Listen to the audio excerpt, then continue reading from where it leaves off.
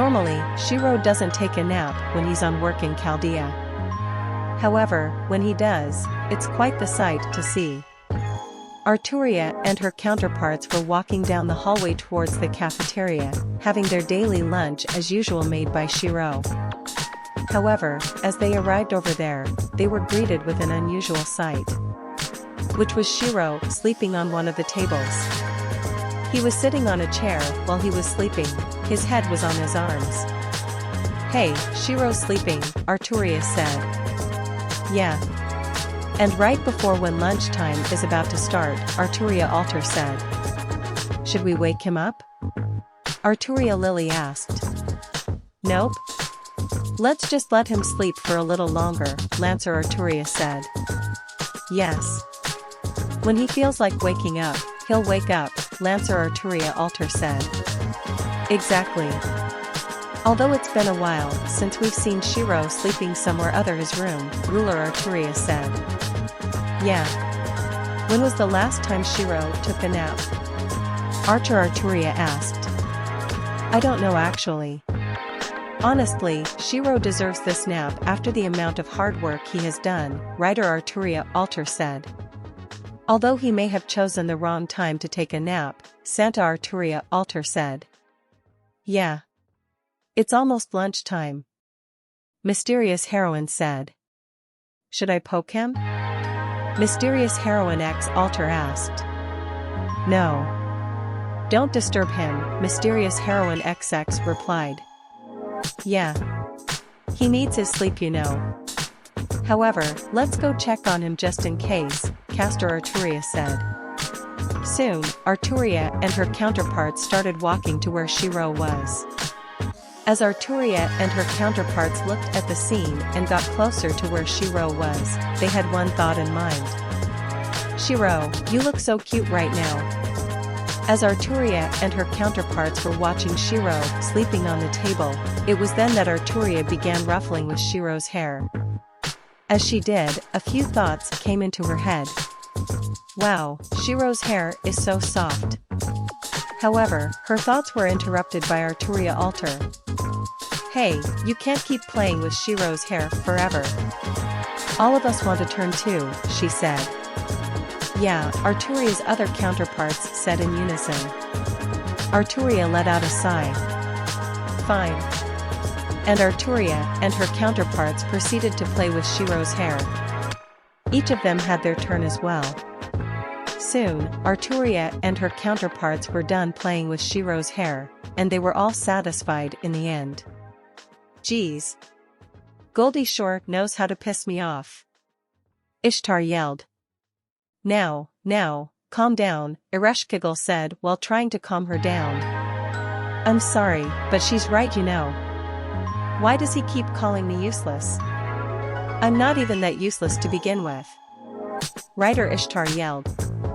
Earlier, Ishtar and her writer counterpart had their usual tussle between each other and Archer Gilgamesh with Ereshkigal, Castor Gilgamesh, and Kid Gilgamesh watching from the sidelines. What happened was that Archer Gilgamesh called Ishtar and her writer counterpart a useless goddess, starting a fight between them. Luckily, Castor Gilgamesh and Kid Gilgamesh happened to pass by and helped Ereshkigal separate the three from each other. While they did manage to separate them, both Ishtar, her writer counterpart, and Archer Gilgamesh were still looking at each other with hate. Even now, Ishtar and her writer counterpart were still mad at him. "Curse him, one of these days, I will have my revenge on him," Ishtar yelled as she raised her fist in anger. "I agree with you," writer Ishtar yelled as well. Ereshkigal let out a sigh. "I swear, Ishtar, her writer counterpart, and any version of Gilgamesh is a bad match if they meet each other. They're like water and oil." Maybe their hatred for each other is probably even greater than Archer Gilgamesh's hatred for Emiya Shirou. As that thought came to pass, Ishtar and her counterpart stopped for a moment, surprising Ereshkigal. "What's going on?" Ishtar then pointed to a certain direction. "Over there." Ereshkigal then turned to where Ishtar was pointing. As she did, she then caught a sight she hadn't seen for a while. That sight was Shirou napping on a nearby couch in one of Chaldea's recreational rooms. Wow. Emiya napping, that's something I haven't seen for a while, Ereshkigal said. Yeah, and in that outfit of his, he's going to catch a cold at this rate. Ishtar said. We're servants though. We don't catch a cold, Rider Ishtar said. Doesn't matter. Anyways, let's get a blanket for him. Ereshkigal? On it. Ereshkigal soon left for a few minutes before coming back with a blanket. This should be enough. Good. Soon, Ereshkigal then placed the blanket on top of Shirou. As she did, she along with Ishtar and her counterpart were satisfied with the result in front of them. You better treasure this, Emiya. This would be considered a gift from a goddess. Ishtar said. Yeah. Consider the work Ereshkigal did for you. Rider Ishtar said. Ereshkigal smiled. Well then, shall we move on then? Ishtar and her rider counterpart nodded in agreement. Good. And Ishtar and her counterparts soon left the room Shirou was in, with a smile on their faces. Parvati was in one of the hallways of Chaldea, finding a certain servant. Man, where is Senpai? Da Vinci wanted me to find him so she can ask him to do one of her tests. Geez, what is she thinking? Dragging Senpai into one of her experiments, I swear, I will talk to her about it one of these days. As Parvati was checking where Shirou was, she began checking every room she passed by, ranging from the recreational rooms to the cafeteria to the training room. However, she wasn't successful as Shirou wasn't in any of the places she checked. Parvati let out a sigh at her search of Shirou. Senpai, where are you? She thought as she checked into the technical room. As she did, she came across a sight that she would think she would ever see, which was Shirou napping on the ground. Senpai, so that's where you are. She thought as she looked down as Shirou, who was napping on the ground along with a toolbox nearby, along with some tools as well. As she continued looking at him, familiar scenes came into her mind, which were those times she would wake Shirou whenever he would sleep in the shed in Kiritsugu's residence, back when he was alive. It's like I'm reliving those days again. Those days where I would wake up Senpai whenever he would sleep inside of that shed he would sleep in, sometimes whenever he would be up fixing something. As Parvati continued looking at Shirou, a few other servants came by. Eh? So that's what he looks like when he sleeps, a new voice said. Parvati nearly jumped upon hearing the new voice and turned around to see Kama, BB, Melt Lilith, Passion Lip, and King Protea looking at Shirou. Wha? Everyone? When did all of you get here? Parvati asked. Since you were standing there looking at Senpai sleeping, BB replied. Yeah. And we were wondering with what you were looking at, so we wanted to take a look ourselves, Kama said. Exactly. And now we can see why you were standing there for a while, Passion Lip said. Indeed. I'll admit, it was quite funny to see your reaction, Melt Lilith said. King Protea nodded in agreement. Yeah. It was funny seeing you jump like that. Parvati blushed. Emiya let out a sigh. Wow, that was exhausting, she said as she was walking in a hallway along with Kuro, Saitonai, and Miyu. Yeah. No kidding, I thought that I was going to die over there, Kuro said. Me too. Thanks for the save, Miyu, Saitonai said. No problem, Saitonai, Miyu replied. Anyways, let's go check on Oniai-chan and see how he's doing. Yeah. Wonder what Oniai-chan is going to make today. Emiya said. Soon, Emiya and her counterparts along with Miyu headed towards the cafeteria. Eventually they arrived over there, hoping to see Shirou over there. However, when they arrived over there, Shirou wasn't there. Instead, there was Ritsuka and Mashu. Eh? Oniai-chan isn't here, Emiya said. That's odd. Usually, he should be around here at this time of day, Kuro said. I wonder where he is? Saitone asked. I don't know. Maybe we should ask Master about it, Miyu said. Soon, Emiya and her counterparts along with Miyu headed towards to where Ritsuka and Mashu were. Hey Master. Ritsuka noticed the voice and turned around to see Emiya and her counterparts along with Miyu. Oh, hey there Emiya, Kuro, Saitone, and Miyu. Master, have you seen Oniai-chan? Kuro asked. Eh? Shirou-san? Mashu said. Yes. Have you seen him? Saitone asked. I remember that he said he was going to his room, Ritsuka said. I see. Anyways, thank you. Emiya said. You're welcome. Soon, Emiya and her counterparts along with Miyu left the cafeteria and headed towards Shirou's room. As they arrived, Emiya knocked on the door. Oniai-chan, are you in there? Emiya asked. There was silence. Oniai-chan? The silence was still there. Not wanting to wait anymore, Kuro decided to speak up. Oniai-chan, I'm coming in now, she said. There was no response. Okay. I'm coming in now. Kuro then went into the room with Emiya, Saitone, and Miyu following him. As they went into the room, they saw Shirou on the bed, sleeping. Kuro, I think you may need to be quiet now. Saitone said. Yeah. It looks like we have barged into Oniai-chan's nap. Miyu said. Seems so. Kuro said as she examined Shirou's sleeping face. Anyways, what should we do now that Oniai-chan is still asleep? Well, we could wait until he wakes up. Emiya said. For a moment, Kuro, Saitone, and Miyu were silent upon hearing Emiya's question. Then they all said one answer. Yes. And they began to wait until Shirou wakes up from his nap. Astria was heading towards Chaldea's training room, ready to improve herself on her magecraft and fighting skills. Alright. Today should be simple. Get some practice on my magecraft while training my skills. I swear, once I'm done with today's training session, that useless goddess and her counterpart won't even have a chance with me. Especially in front of Shirou. Eventually, Astria arrived at the training room.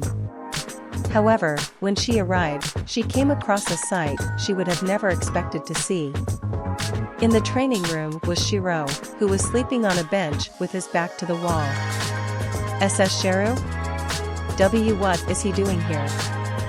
Hold on a second, Master did say that Shirou would come here to train his skills in magecraft, but still though, I didn't expect to meet him here of all places. Especially when he's sleeping, and in that posture. As Astria examined Shirou's sleeping face, she blushed at how cute he looked when sleeping. He looks so adorable when he's sleeping. Wait, am I seriously thinking about this right now? I should be training instead of looking at Shirou's face. However, her thoughts of training were immediately gone upon looking at Shirou's face again. Then again, training could wait. Astria then sat next to Shirou. As she did, she could feel one of his arms touching hers, which made her head go red a bit. She then took deep breaths to calm herself down from the emotions she was feeling at the moment. Calm down just calm down. You are just sitting next to Shirou here. There's no reason for you to get worked up on. She thought. However, that was then Shirou's head drooped down onto Astria's head, making her blush immediately and the heat going straight into her head. Shirou. And just like that, Astria's plans of training went down the drain as she remained in that position for a while. Mira was walking down in one of Chaldea's hallways, minding her own business as she was wondering what to do for today. Wonder what should I do for today? Spend time with my creators? Or should I practice on my singing? Or maybe I could go to take a look at some pieces of art that can interest me? As Nero continued walking, she then came across a sight that wondered her to no extent, which was Shirou sleeping on a nearby couch in one of Chaldea's recreational rooms. Not only that, but Hakuno and Ritsuka were sleeping on different couches that were nearby from the couch Shirou was sleeping on. Wow! My predators are sleeping. This is quite the sight to behold. And it seems like both of them were working on something together, she thought as she looked at the table in the middle between them. On the table was a small contraption that looked like something Da Vinci would make. After looking at the contraption shortly, Nero resumed her attention at both Shirou and Hakuno. Still, seeing both of my predators together like this gives me inspiration. This will make a good painting for me to make. Nero then grabbed a nearby piece of paper and pencil and began to sketch out the details of Shirou and Hakuno. This will be a great masterpiece, she thought excitedly. As she was sketching, it was then that her counterparts soon arrived. Saber me? Castor and Bride Nero said, attracting Saber Nero's attention. Oh. Hey there Castor me. Bride me. Nero replied with a smile on her face. What are you doing? And especially with our predators? Castor Nero asked. Saber Nero let out a smile. I'm sketching them for a painting I plan to do in the future. Want to join me? Both Castor Nero and Bride Nero smiled at Saber Nero's question. Of course. Great. Now grab a paper and start sketching. And Nero and her counterparts began sketching both Shirou, Hakuno, and Ritsuka.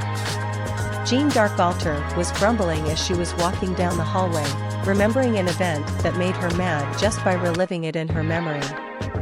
Earlier, she had a fight with Arturia Altar over who gets to eat the last burger that was in the cafeteria.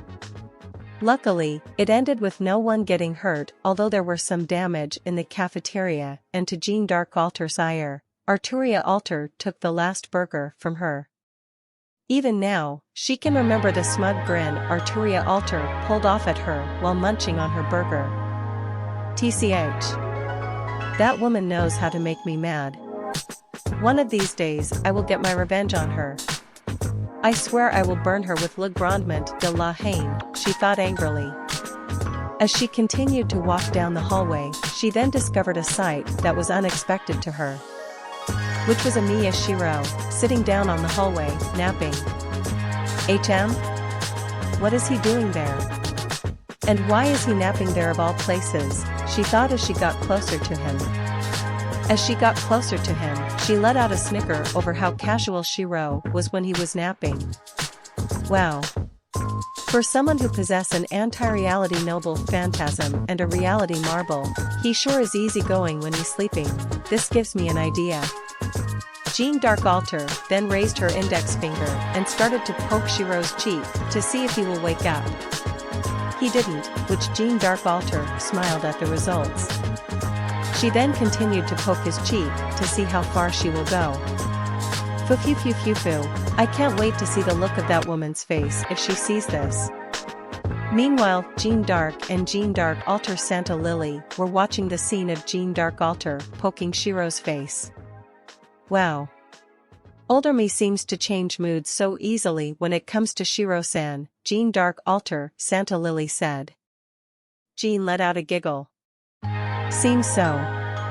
Okita was walking down the hallway, heading towards the training room for her daily training session. Alright, time for train my swordsmanship. As she arrived at the training room, she saw Shirou, who was kneeling on the ground in Seiza form, not moving at all. Shirou-san? What is he doing over there? And why is he kneeling on the ground in Seiza form? Maybe I should check on him just in case. Okita then went closer to Shirou to check on him. As she did, she noticed how calm he was when he was in his Seiza form. His breathing was natural, and nothing seemed to faze him, piping Okita's curiosity. Wow. Who would have ever known that Shirou-san was this good at meditating? Maybe I should give it a try as well. After all, meditating is a part of training as well. Soon, Okita began to sit down on the floor in size of form and began to meditate as well. Okay. Time to do the same thing Shirou-san is doing right now. She thought before she closed her eyes and started to breath softly. Soon, she began to meditate, and that was when another servant came by. Okita alter. What is my counterpart and Shirou doing over there? Are they sleeping? I'm going to check and see. Okita alter then headed towards to where Shirou and Okita was. As she examined Shirou and Okita, she had a thought coming into her head. This looks interesting, maybe I should give this a try too. Okita alter then began to sit down on the floor in size of form, closed her eyes, and started to breath softly. Soon, she began to meditate. After a few minutes of meditating, she stayed in that position for a while, like Shirou and Okita before her. And like before, another servant came by, and that servant was Musashi. Shirou-kun? Okita-chan? Okita alter-chan? What are you three doing? Meditating? Or is some kind of new training I never heard of? Whatever it is, it seems to be interesting right now. Musashi thought excitedly. She then headed towards to where Shirou, Okita, and Okita alter were. As she did, she examined the three. Hey, Shirou-kun? Okita-chan? Okita alter-chan? Musashi said, trying to get their attention. They didn't respond. They didn't seem to respond. This must be a new technique of some sort. I must try it now. Musashi thought excitedly. Musashi then went into size of form, closed her eyes, and started to breath softly. After a few minutes of doing so, she was meditating. Little did they know that Shirou wasn't meditating, rather, he was sleeping from meditating earlier. Fo was walking down the hallway, looking for Shirou. Eventually, Fo sensed his presence and found him napping on one of the couches in one of Chaldea's recreational rooms.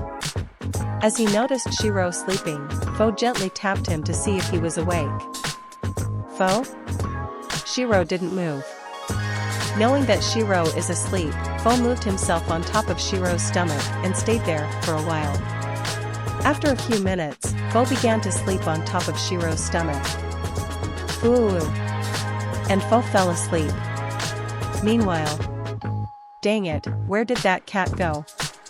I swear I will pulverize that cat one of these days.